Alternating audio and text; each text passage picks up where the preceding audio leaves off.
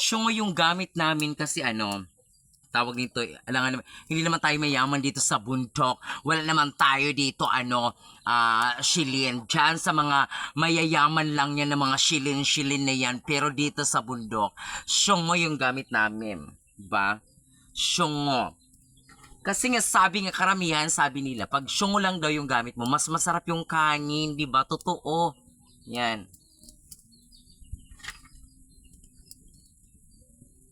Kaya eto ngayon nagsasaing ngayon ng akla. Kasi mahirap na kasi na magtabas ka ng kawayan na walang laman ang tiyan. Kaya kailangan talaga may laman ang tiyan para sustain talaga yung mo, sikmura mo talaga matibay, di ba? Ayan, naglalagablab ng syungo namin.